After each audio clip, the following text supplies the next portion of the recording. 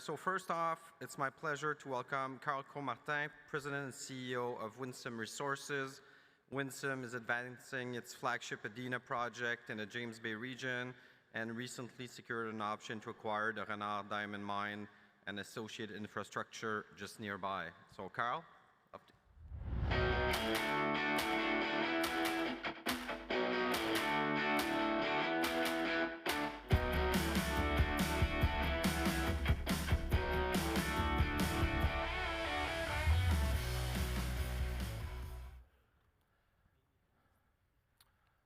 Hello. Alors, maybe a small correction. I'm not the President and CEO. I'm the General Manager of Canadian Operations for Winsome Resources. So, good afternoon. It's a pleasure for me to come talk to you about Winsome Resources and provide an update on our Adina project and our near-term plans and ambitions. We could skip that, probably. So, Winsome is a small, relatively small junior mining group listed on the Australian Stock Exchange. We were listed on November 2021. That's about when I joined. And shortly into this adventure, we made a significant discovery in Adina, on our Adina project, one of 4 projects that we have. The third hole hit 160 meters of pegmatite, mineralized pegmatite, and then by the time we received the assay results in Christmas time, we knew we had something significant on our laps. 107 meters of 1.34 lithium oxide made it a significant discovery. We've been drilling ever since October 2022, when we made this discovery drilling. We released a maiden resource estimate last December that was based on partial results that we had accumulated then, 59 million tons of 1.12, all inferred. Since then, last week, we produced an upgraded resource based on additional drilling and additional sample assay results of 78 million tons, in-pit constrained at 1.15% lithium oxide. And that would place us in the fourth largest lithium-bearing pegmatite deposit in North America.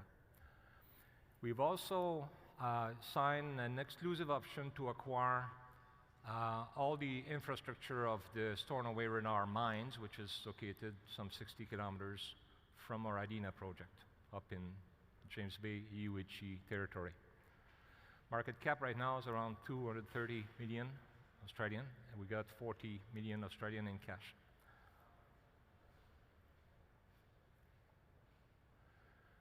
Our management team, so we started pretty simple and humble with Chris, basically, and a part-time CFO, and myself and half a dozen contract geologists, and we've grown the team ever since. We have Geneviève Morinville, our VP Sustainability and Regulatory Affairs, who joined us a little more than a year ago, and Antoine Fournier, our new VP Exploration, also joined us about a year ago. Recently, we've added to the management team with the appointment of Nicolas Bolduc as VP Human Resources, and more to the point, Kim Nguyen as an experienced metallurgical engineer as VP Projects to lead the various studies we have ongoing now.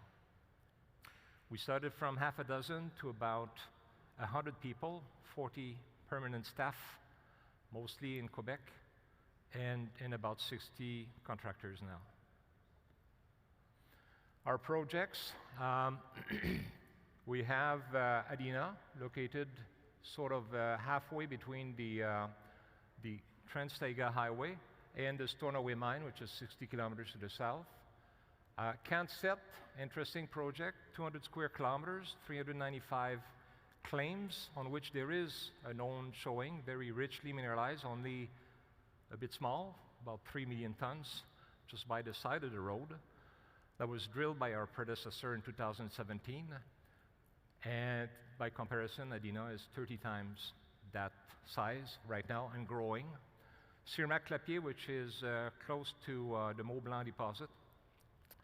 And we've added 91 claims in the surrounding of Adina, our Adina project, which are mostly a pure exploration play. Adina is definitely our flagship project. That's the one we see going all the way. So Adina, 86 claims, 44 square kilometers. It's sitting on trapline MO1A. It's part of the traditional hunting territory of the Mistissini First Nation community, with which we in rather constant communication.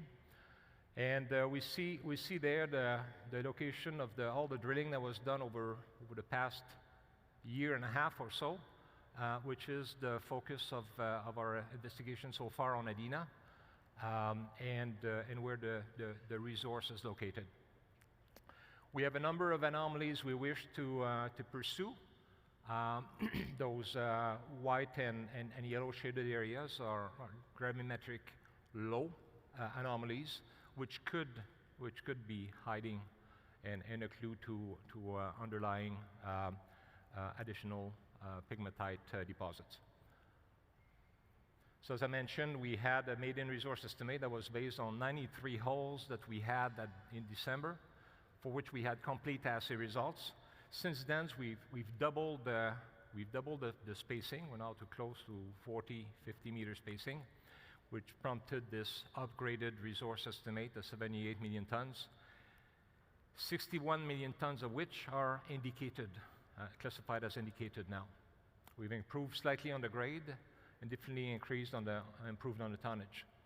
So far, we've done about 81,000 meters of drilling, 261 holes in about 20 months. This was the discovery outcrop. We had a team of young geologists and field hands that were looking for a place to land, and basically they landed on an outcrop that turned out to be a mineralized pegmatite. So we brought in the rig, and in October we made this discovery of the main zone. And this perimeter we see there is about 200 meters by 80 meters, is where the main zone outcrops. So we find pegmatite, mineralized pegmatite outcropping over this area. This green outline we see in this area here, and since then this has contributed to drill off and define the main zone. The main zone is 1.5 kilometer long, dipping about 30, 40 degrees to the south. It's anywhere from, we traced it down to 350 meters from surface. It's open east and west. It's anywhere from 10 to 80 meters in through thickness. So right there is 40 million tons plus in the main zone. The footwall zone, we had a few drill holes going astray and continuing, and they started hitting pegmatite in the footwall of the main zone. And the footwall zone turned out to be a swarm of pegmatite dikes that have the potential to be even larger than the main zone. So the focus of our resource estimate so far has essentially been on the main zone and the footwall zone. But we know we have a corridor of mineralization that is most promising, partly due to an original showing that was drilled by our predecessor in 2018 that gave its name to the Adina property. It was discovered by a Miss Adina who worked for the government of Quebec at the time. And the east zone. So we know now that the main zone ties into the east zone, so makes it a very large pegmatite body, over 2 kilometer long and growing. This was the block model we had in last December, our maiden resource estimate, and the 59 million tons, on which we had defined a conceptual pit. This pit doesn't go very far, about 160 meter deep, and it shows the extent of the drilling that was done at the time. Now this drill spacing has been doubled. We see it in our upgraded resource estimate. We're now standing at 78 million tons of 1.15, 4/5 of which are drilled to indicated level of confidence. And you sort of see the outline of the previous pit shell compared to what we've expanded now. And this pit we're looking at is a reasonable prospect of economic extraction pit. So the 78 million tons are contained within this pit. If we release the pit, then we're closer to 100 million tons at 1% plus. 61 million tons at 1.14, another 16 million tons, 78 million tons. That's our JORC in-pit mineral resources, upgraded mineral resource estimate. We're still expecting results from over 50 drill holes, for which we only had partial assays. So there will be an upgrade to this resource estimate later in the year. Another thing that is interesting, we sort of see the main zone here that comes to surface. This is where we basically made the discovery and started drilling from. And the footwall zone system, a system of a swarm of dikes, and there's many more in the footwall that have not been modeled yet, so we will increase on this resource and mineral estimate. But what's interesting is within 150 meters from surface, we have close to 450 million tons at 1.2% lithium oxide. So it's a really shallow pit and shallow deposit, which has legs to grow. This is the preliminary timeline of our near-term objectives. So in 2022, we made this discovery. In 2023, largely we drilled over 45,000 meters of drilling, 154 holes. We've added close to 50,000 meters now, like we're close to 45 right now, targeting 50,000 during the course of this year. Produced a maiden resource estimate last December, an upgraded resource last week. We launched into preliminary economic assessment studies, two of which, one which is Adina standalone, and the other which is an Adina mining scenario combined or integrated with the Renard mine concentration capacity at Stornoway facilities. So we have these two PEAs running in parallel. They should be completed by August, end of August, September-ish, by which time we will choose a scenario and carry on with feasibility studies in years to come. If everything goes fine, by 2027 we might be into detailed engineering. We expect to produce final project description pending the completion of the PEAs later this summer, September-ish. And we're obviously looking at doing the due diligence review of the acquisition option we have to acquire the Stornoway Renard mine infrastructures.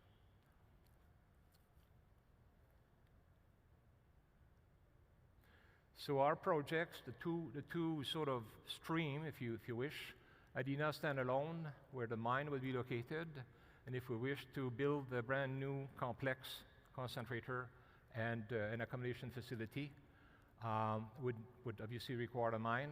That would require some sort of a road bypass to connect to the 167 North highway that connects to Stornoway mine from Chibougamau. Or alternatively, Adina plus Renard facilities, in which case the road to Renard is slightly shorter, 60 kilometers, 57 from pit center to pit center, so 75 kilometers or so of haulage. And from there, convert the treatment plant, the diamond treatment plant at Renard, to produce spodumene concentrate at Renard, and carry on to ship concentrate through the 167 North Highway to Chibougamau. From there, transport onto railroad, a link that reaches Chibougamau, and from there, all the way to, ideally, Bécancour.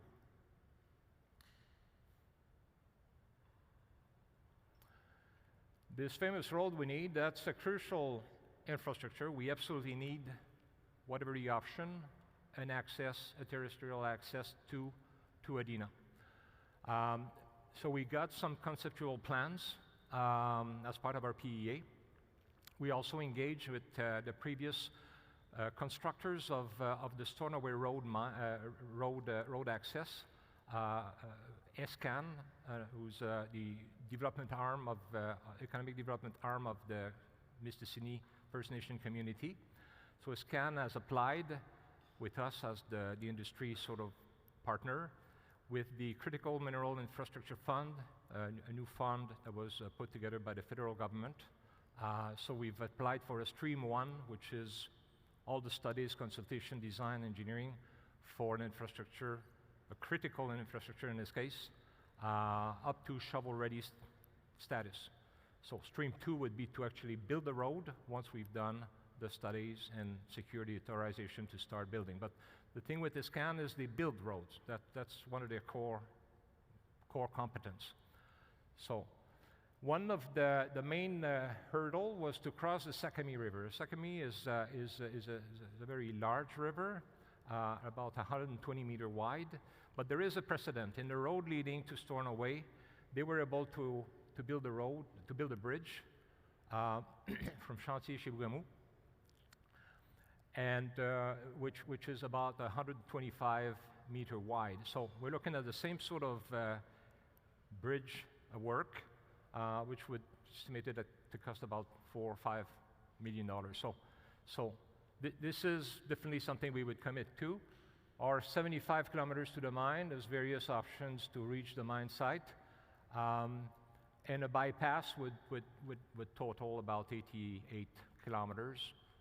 It's costed out at roughly $1 million a kilometer, including the bridges.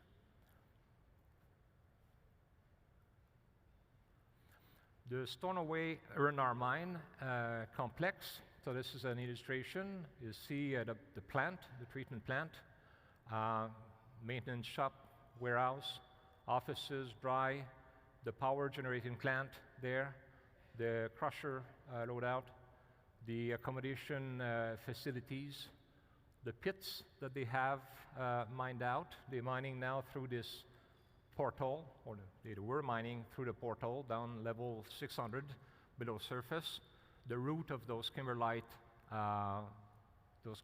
shells. So what we're thinking is this could be an additional tailings containment facility, the empty pits, because we don't need the underground and we don't need the diamonds. There's also a treatment waste containment capacity facility that is coming to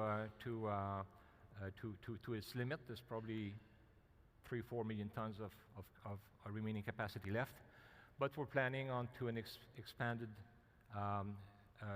treatment tailings facility to the site. What struck us with R&R mine, because we've been there a number of times now, is the impeccable state in which we find the infrastructure. We're looking at the accommodation complex that can accommodate easily 340 people, camp reception, offices, security emergency area, in the garage in the background, garage, warehouse, dry and offices, the crusher loadout, the natural gas power plant that's on site, the process plant, capacity of 6,000 tons per day, 2.2 million tons per annum. They can push up to 9,000 tons per day in this plant. It uses dense media separation and optical sorting for the diamonds, which is more or less what we're expecting to use as circuitry and equipment for producing a spodumene concentrate from our ore. So that, we believe, can be relatively easily converted. And if we were to try to recreate such a complex at Adina, we would be in for close to $1 billion. So we're having that for a fraction of that. So we'll see. We'll see. It's still an option until we finish our preliminary study and due diligence review. It remains an option, but it's a no-brainer. The power plant, natural gas, liquefied natural gas power generator, 16 megawatt of installed capacity on site, and they got cryogenic reservoir on site as well. It's got an autonomy about roughly 2 weeks. This is all in almost brand new status. So The Renard mine, as we were saying, like R2, R3 pit remaining depleted pits. R65 was used as a water collection reservoir, so the drainage containment network all around the mine, collecting all the surface runoff water and underground water, collected and then treated in this water treatment plant. The existing tailings storage facility, maybe 3-4 million tons of capacity, maybe 10-12 million tons of storage capacity in the old pits, and another 25 or so in the expanded tailings containment facility, which they were considering for another 15-20 years of mine life at Renard.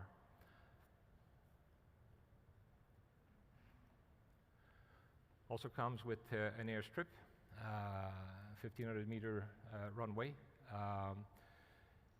Not say it could accommodate Dash 8s, but